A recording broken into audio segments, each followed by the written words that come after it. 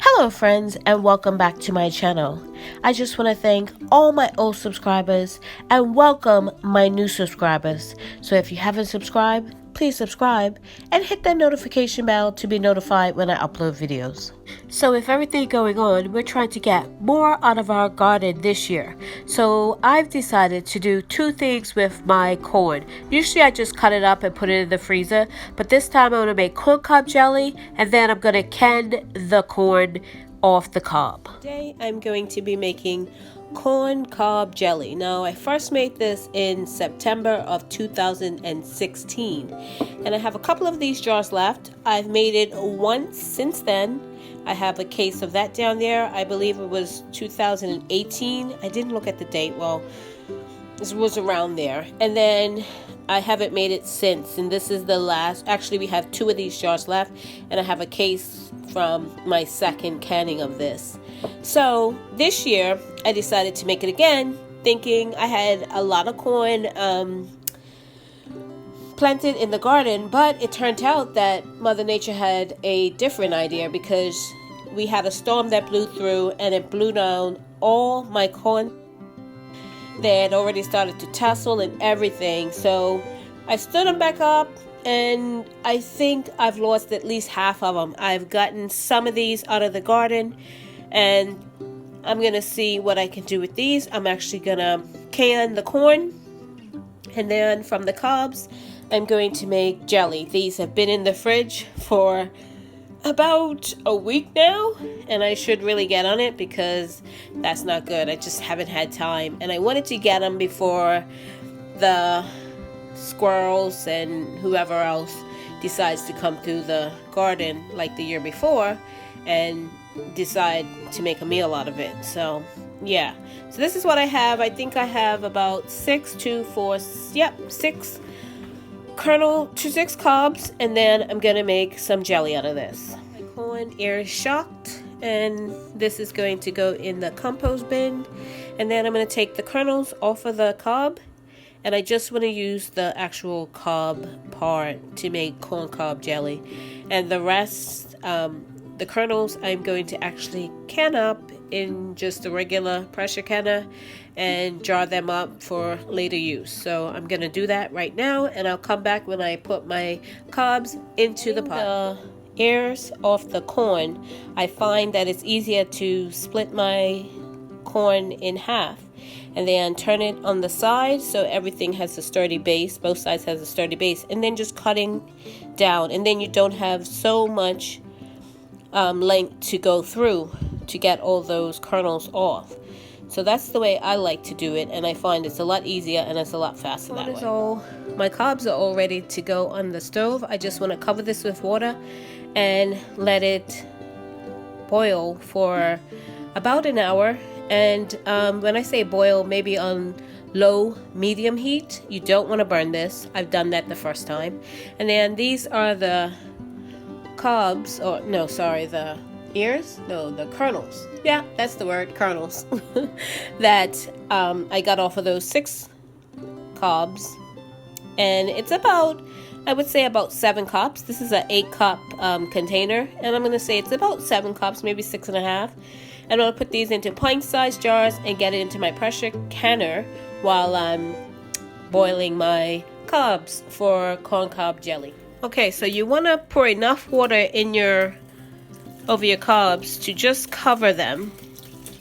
And then what you want to do is bring it to a boil and then turn it down to low to let it simmer for an hour. So I have my strainer here with my cheesecloth and my measuring cup underneath. Sorry about all the timers going off. Doing a couple other things while I'm doing this corncob jelly. And I'm going to measure out 4 cups. And I have my sugar measured out, which is also 4 cups, and 1 package of pectin. Here's my liquid all strained out, and I'm going to put it back into my nice clean pot and boil it for 10 minutes. Add my sugar and my pectin, well, my pectin first and then my sugar, And then once I bring it back to a rolling boil, I will time it for 1 minute, and then it should be set. I will test it, and once it is ready to jar up, I will put it in the jars and then water bath can it, and it will be ready to go. So here we go. So into my nice clean pot, same pot, but I did wash it. I'm gonna pour my liquid.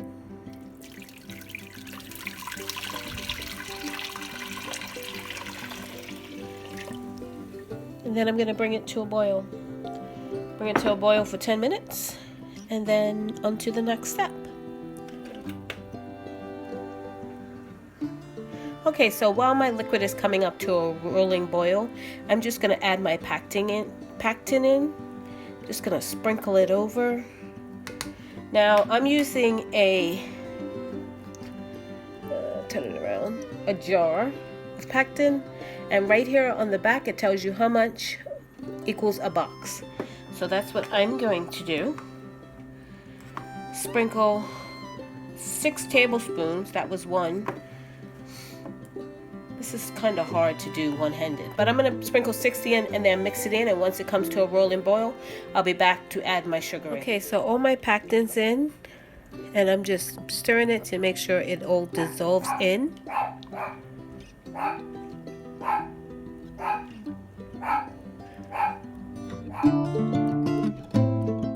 Okay, so as you can see, this is a rolling boil. So what I'm going to do is I'm going to pour in my sugar.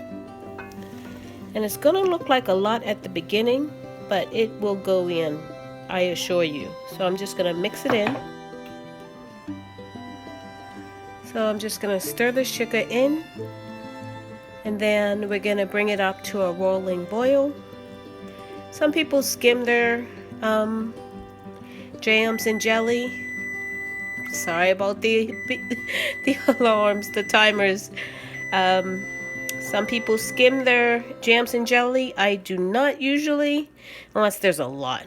Sometimes I put butter in it, sometimes I don't. This one, I might, depending on how much there is in there, how much foam's on it. But most of the time I don't worry about the foam. So I'm going to just stir this, bring it back up to a boil, then time it for 3 minutes, and then jar it up. It's not that hard once you get everything measured out and ready to go. While I was doing that, I have my jars here sterilized, ready to go for when my jelly, corncob jelly, is ready to be jarred up. So I'm just bringing it back to a boil and then timing it for 3 minutes. Okay, so here's my rolling boil. As you can see, I'm stirring it, but it's not going down. The bubble is still bubbling up.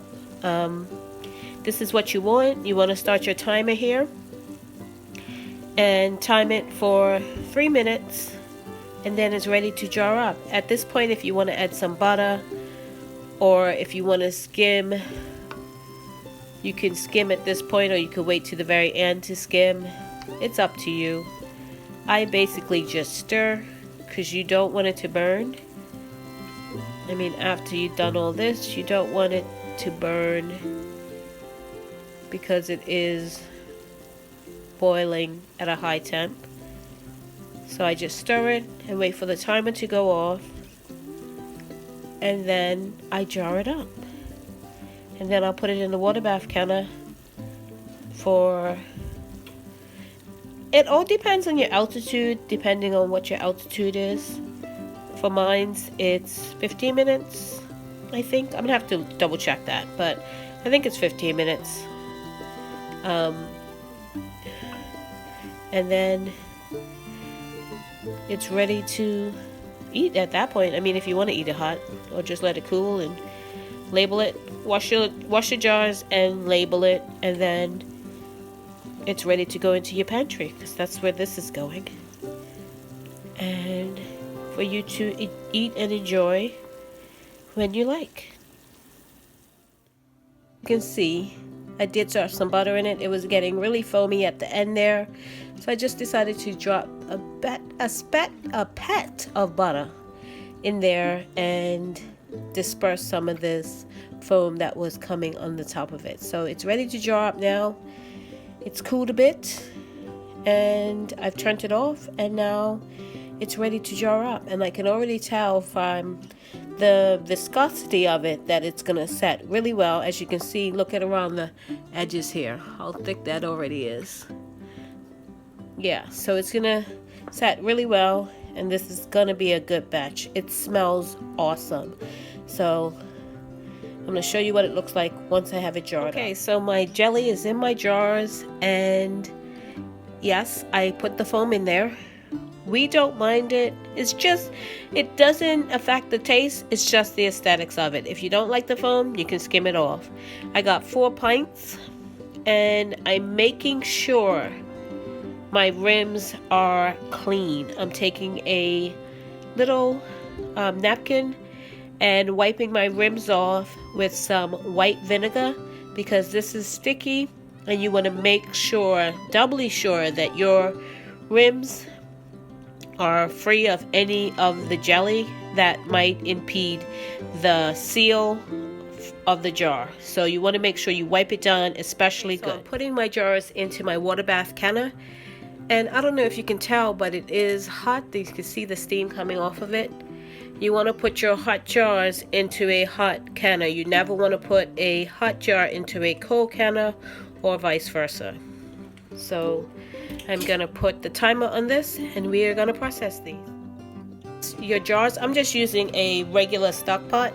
I have a water bath counter, but I didn't feel like digging it out. And you just want to make sure your pot's tall enough to be, so your water's 1 inch over your jars. Now I have this little debubbler, and it has the measurements. You can't really see them, but it has measurements on it. So I'm just testing to make sure the water level is 1 inch above my jars. So I put it here. That line right there is 1 inch. So you can see that this tallest one is 1 inch. So I am at a little bit above 1 inch. It has a little bit above 1 inch of water above my jars. This is my corn cob jelly and my corn. Now this right here is just a simple syrup, because I didn't have enough corn to fill 4 pints, which is what my pressure canner, my electric pressure canner takes. So I just made a simple syrup to fill up that spot so things didn't fall over, and you can always use simple syrup and whatever. So that's what I do when I don't have a full this is a small canner, so when I don't have enough for a small batch, that's what I do. I make a thing of simple syrup, and I think I only had 1 jar left down there, because we use it in just about everything, I should say, but not everything, but you know what I mean. So that's what that is. It's just a simple syrup to fill up the space. And this is the corncob jelly. Why it's 2 different colors? I think it's just a shadow. Maybe. Yeah, see how that is lighter now that I've pulled it forward? And it's hot, as you can see. It's still bubbling. Yeah, that's going to be awesome. Awesome, awesome, awesome. But yeah, easy to do. Just take your time and you can do it. Thank you so much for watching. If you haven't subscribed, please subscribe and hit that notification bell to be notified when I upload videos. Thank you very much and have a great day.